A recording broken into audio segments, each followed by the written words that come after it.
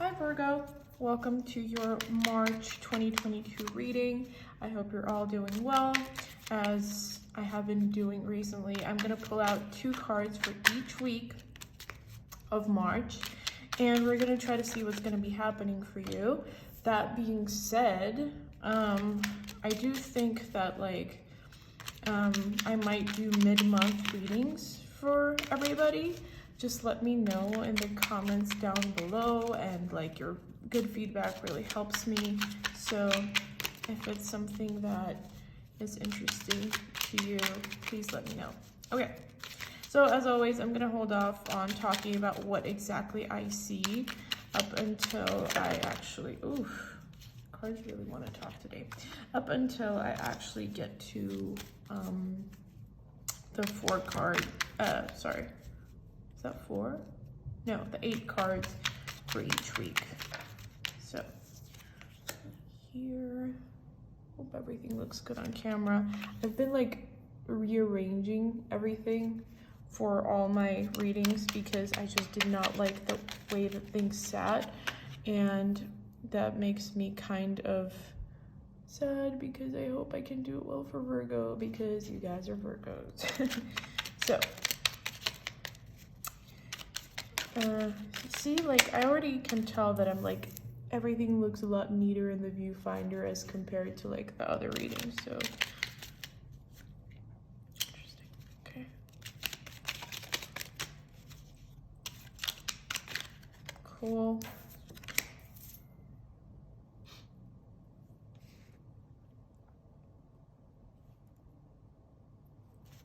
And then one last bunch here, the 2 other cards. Okay, interesting. Okay, this is a little bit of a unique pile, I feel, as compared to the other sides. Also going to fix this and this, everything for my dear Virgos. Anyways, so let's get started, shall we? I hope you don't mind my shuffling. Usually I find it really nice to listen to when I start readings. But so the first week of your March is going to be very interesting, let's say. You are both going to be manifesting everything that you want, especially love. I feel very heavily that not only have you just been, I get the feeling you've been kind of feeling followed by people around you, in the sense that maybe you've had exes trying to reconnect with you. Maybe you've had it's just been sort of the situation where you've been feeling how do I say this? People you don't want around you have been around you, and mostly it's the kind of people that you would view in a romantic way way back when. And so it's interesting because not only do you have older people coming into your life and trying to, gain your attention again or something like that, you also are manifesting people who are entirely new in your life. And I feel a part of you is you can't see those manifestations yet.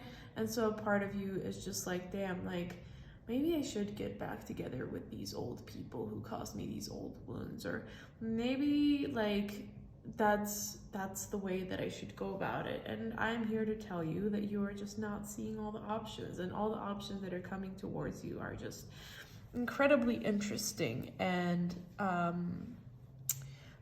you will be surprised at how many great options are going to be coming your way. So don't just make a decision quite yet. And also, once the people who roll around, don't make a snap judgment on them. Is that how you say it? Anyway, I've been really struggling with my English today. You can tell I haven't done a reading for 2 days. But anyway, so then we have the 9 of Pentacles, and then we have the Wheel of Fortune. So this is really when you start noticing how things are changing for you, how things are moving around for you, how you are maybe no longer attracting those individuals that you never really wanted back in your life in the first place. And I think this is where you experience a noticeable shift, where you yourself can really tell, like, oh, interesting. I don't remember the last time I felt like this, where it's just the people that I wanted to be around me. So that's very cool. I love seeing that for you. Ow, sorry about that. I just almost knocked my phone over. But yeah, with that being said, as I always say, I tend to look at the Nine of Pentacles as not only the card of, like prosperity and, positivity and just being able to look at life from a certain perspective. I also look at it as a card of distractions. So, and not always good distractions. I tend to look at it as a card of the rose-tinted glasses. So just make sure that you are vetting everybody that is coming into your life, and you're not really allowing, bad energies to enter it just because maybe like you were a little not attentive with who was trying to talk to you or who was trying to approach you, and you ended up like settling, for lack of a better term. So that's what the second week is going to be mostly about, like figuring out, like, did you settle or did you get distracted by something when in reality you have a lot more to look at. For the third week, we have the Queen of Pentacles and then the Knight of Pentacles in reverse. This is so very interesting to me because it's like you both are really, really valuing your work, how do I want to say this? It's like you're battling yourself for dominance when it comes to how you approach certain situations. And I feel in this week, you are a little bit more focused on your material possessions, your job, your family, what you hold closest to your life, whatever that may be. Whether it's like, you just like your clothes and you like your house and you like your whatever, and you're just really attached to something materially, or whether you really like your job. And I get the feeling that in the third week, you are mostly switching up gears to think a little bit more about like kind of your love-hate relationship that tends to jump out sometimes when you think about that exact thing that you tend to be in love with most of the time.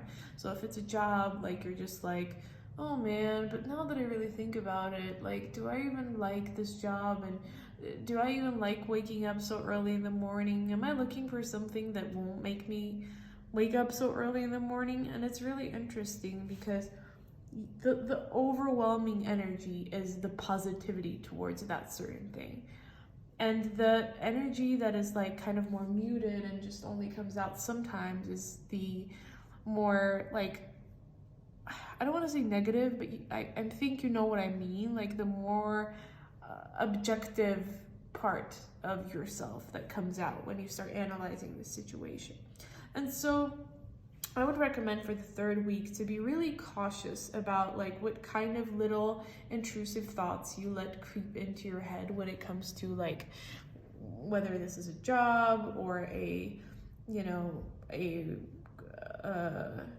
like those material possessions or your money or whatever it may be.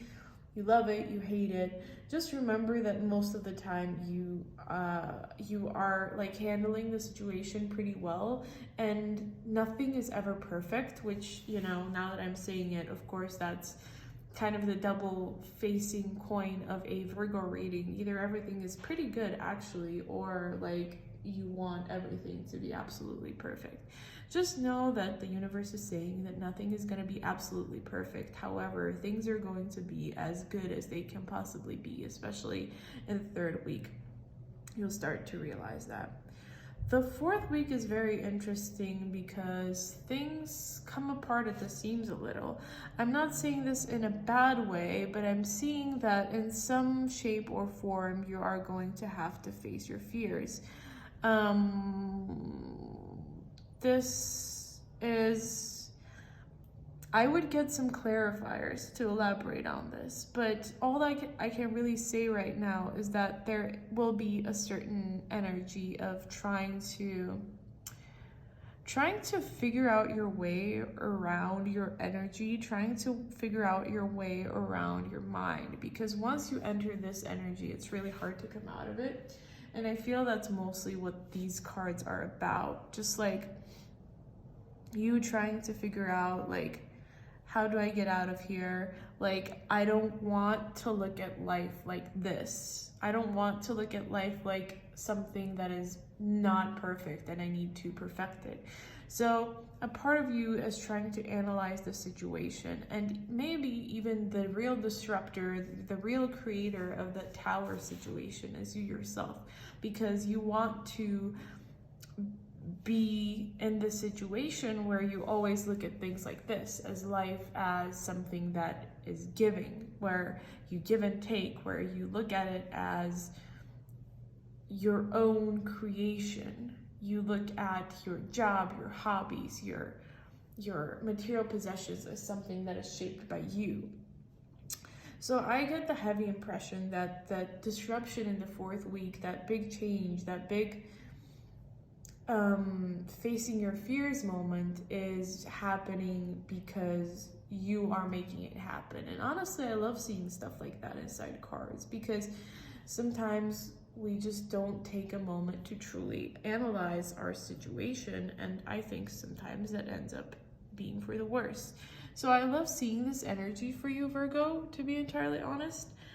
And I think that if you feel like you need it, then you are right, and you do need it. I think Virgos are like actually one of the only signs where I would pull out a mid-month check-in. But that being said, like, let me know if that is something that you would like to be interested in. I'm very curious to see how everything will look for you mid-March.